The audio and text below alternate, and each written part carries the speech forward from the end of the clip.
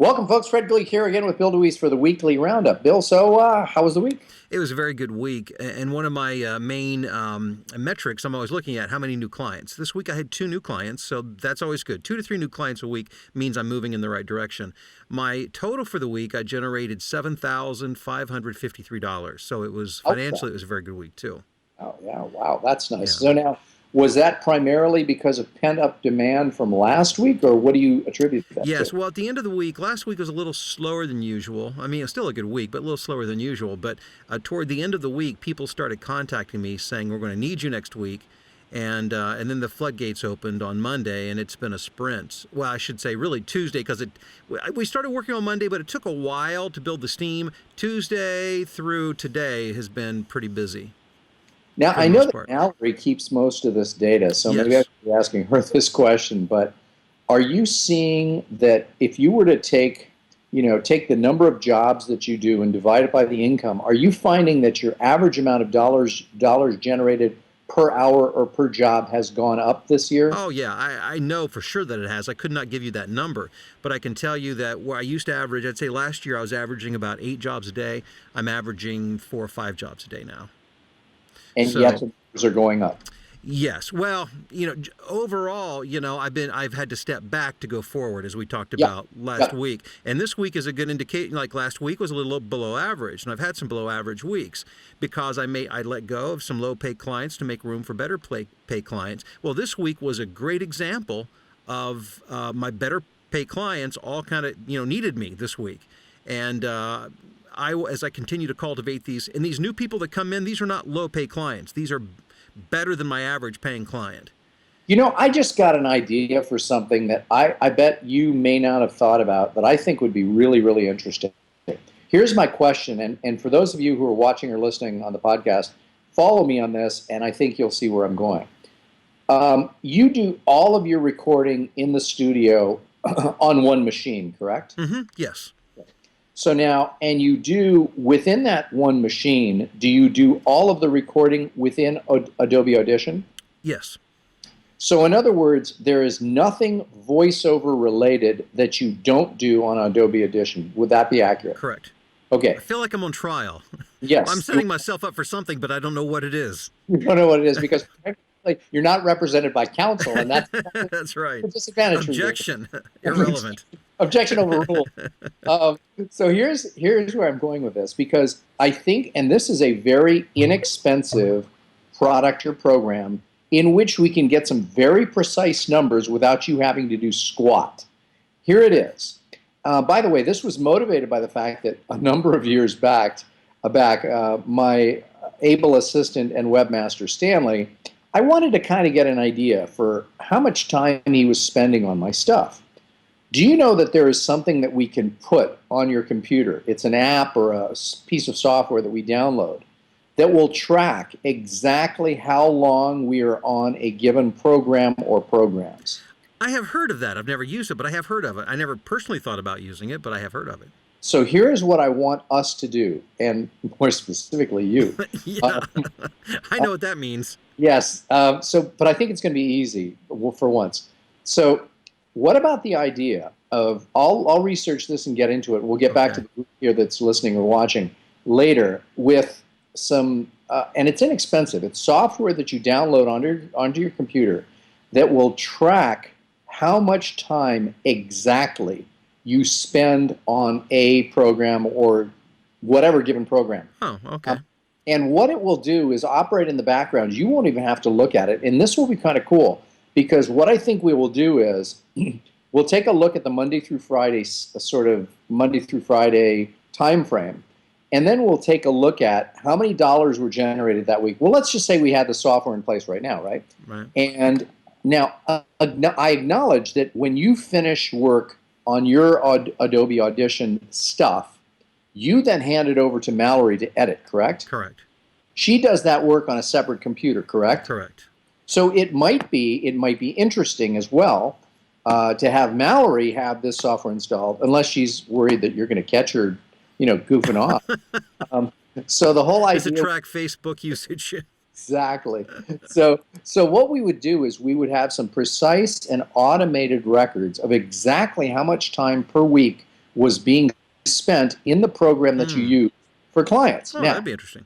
it wouldn't it? Because then what we could do is we could see and track over the weeks precisely how much steam you were generating from the new system of dropping less desirable clients and Right. add more desirable clients, and we could get a real precise number as to what your hourly rate really is or was every week. Fascinating. Yes, that would be very interesting, actually. Yeah, and the nice thing about it is there's no thinking involved here. So what at the end of the week you then can pull up a report and it'll say you spent 31 hours and 23 minutes on Adobe Audition this week. Well, you have me at there's no thinking involved. Well, that precisely, I know that because soon after you read any script, you have no idea what it I said. have no idea. I figured this would work very well. Yeah, that'd be interesting. Yeah, if you know of one, it's good, or I can do some research as well. Yeah, let me know. And But I think it'd be kind of cool, don't you? And also, yeah. I think that it might also be kind of interesting to see if we had it with Mallory as well, because then we would be able to sort of break down what was recording versus what was editing, because you don't do any editing, right? No, I do. I do quite a bit of editing, but on certain kinds of projects. Like, for instance, Mallory does all the long form. Like right now, as we're recording this, she is sitting. I recorded a big project of over 300 files. She Whoa. is going back through and cleaning up the audio and breaking them into individual files right now. That's, will take hours. That's hours of work. Yeah. And she does long form, anything that's long form narration, 10, 15, 20, 30, hour long, she'll edit. Commercials and short, like anything 3 minutes and under, basically I do because Yeah, it doesn't make any sense for you to hand that off to her. Yeah. You can snap. I'll have it done by the time she'd actually receive it. Yeah, that makes sense. Well, good. Let's try and look at that, and we will report this to our podcast people as well as our YouTube followers in a I'm future. excited about that. That's a great idea, Fred. I like Isn't it? Yeah, cool. Oh, that's what I'm here for. Yeah, you come up with something pretty awesome every now and then, huh? Very infrequent, but it's so. Anyway, let's get back to it. So, tell us, it's $7,500 for the week. How did that break down starting on Monday? Monday, I just did a couple of projects. One for New Mexico BBS, their regular client. I record promos usually every Monday for them, and then I did some training for a help desk training program, and that was all of the voiceover work that I had for Monday. So in that Monday, then, you had plenty of time for other things like auditions. Did you get some auditions done? I did, and also I think we caught up on about 2 weeks' worth of emails in my voiceover expert inbox from people who want to get into voiceover training. So those tend to pile up on me. So usually we'll sit down every now and then and take a long stretch of time and try to catch up. So we did a lot of that as well. But yeah, I was busy. Okay, good. What about Tuesday? Tuesday was pretty busy. I did some sales training for Hitachi. I did some commercial updates for AARP. I was recording tags where, these direct response where they have different numbers for different parts of the country so they can track response. So I was recording a whole bunch of those. I think it was 30-something tags. I did a project called Creativity Needs Freedom. It was just, I don't know, maybe a 200-word script. I did some recording for, it's like a on hold or IVR phone thing for auto repair places where you can call in and get information you need about your car and the repair you may need. And then I also did training for informed consent, a corporate training thing, and that was Tuesday. So that's 1, 2, 3. That's 5 jobs on Tuesday. Okay. Yeah. Wednesday, I did. Actually, it was a slower voiceover day, so I did a lot more auditioning. But the product is called Dentsply, and it's for orthodontists and dentists, and it has to do with if you have what do they call them? Your teeth when you have one extracted and they put in a permanent. I can't think of the name. You know what I'm talking about. Yeah, it's I'm spacing on the name as well. I actually have one, but I can't even remember what it's called. Implant. Implant. Yes. Implant. But what's weird, I got hired for 2 different jobs for the same company on that day from 2 different agencies. Is that weird or what? Let's talk about that and how do you do that? That's kind of interesting. Well, what's kind of weird about it, but this is not really unusual, where a larger company, although I can't imagine Dentsply is that big, but a large firm, especially a lot of technology firms, will outsource a lot of their work to multiple different agencies. And it's not unusual for me to do, like VMware, for instance, is a good example. I've done projects for VMware for I don't know how many clients because they outsource to a lot of different people. But Dentsply, I don't know, it was weird. And the fact that it happened on the same day, I was confused at first. I thought, wait a second, I just did a job for these guys. And then, and it was two different types of jobs. One was outbound as a promo marketing piece to orthodontists, and the other was in-house for salespeople for their training. Do you think the person that's working for Dentsply, these were two separate people, and therefore I think so. Yeah. I can't imagine it being otherwise, which makes it so weird. And I wonder what they'll think once they get these projects back and say, wait a minute. Wow, that voice sounds like. It must be, he's the new voice of Dentsply. He's on everything. Yeah. Now, I would think that it would be kind of interesting if you could find a way, and would this be worth doing, and people, listening or watching might want to know this, would there be an opportunity there for you to, and again, I don't know, these jobs came through agents, right? Or yeah, well, actually advertising agencies and like multimedia agencies, not talent agencies. So would there be a way for you to then sort of talk to Dentsply and say, hey, I assume that they're using the same agency, correct? Both parties that you've dealt with? These came through two different production houses. Two Really? totally different. Yeah, that's what made it so bizarre. Wow. So what then are the chances? Wouldn't it make sense then for you to try and approach them and say, hey, why don't we make this consistent across all your stuff and make it so that I'm the voice of your company? Well, being that I don't know how this works and how they work with I'm going to stay out of it because it could backfire on me, because all I need to do is really tick off one of my clients because they lose the account because they decide to put it all through. Something like that would be my luck, would happen. And then I would end up losing a client over it.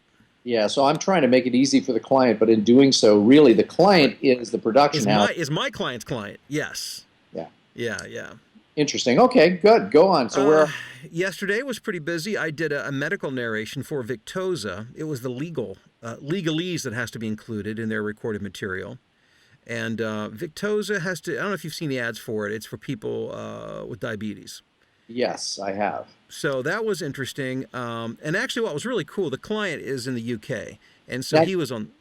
Now, you know that Victoza, the counterpart to that is Comatosa.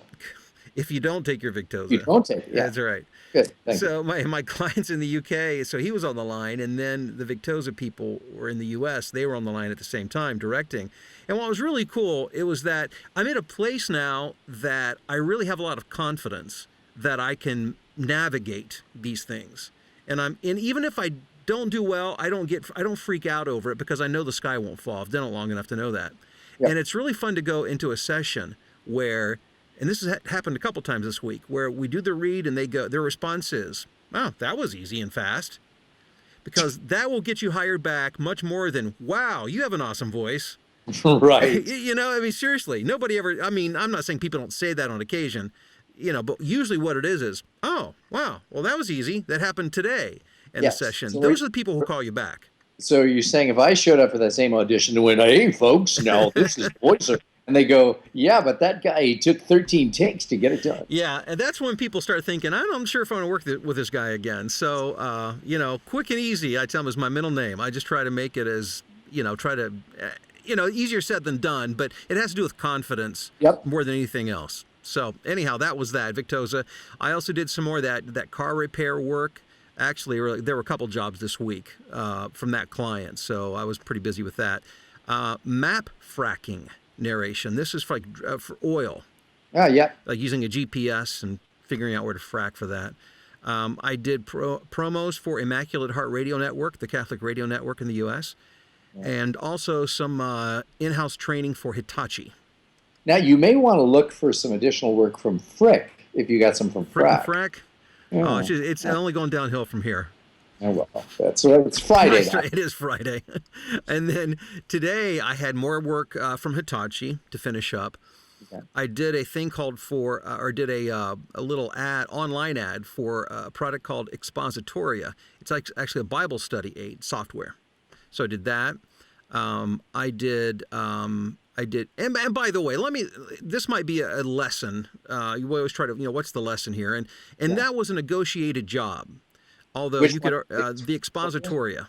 Okay. And you could argue whether I really did any negotiating or not, but I just want to let people know that how I operate, and I have a lot of flexibility because the guy, he contacted me, showed me the script, and I quoted him $300. Now, this is a direct client. It's this is somebody this is a new client. They found me on, actually, so I got 3 new clients this week. I didn't count him.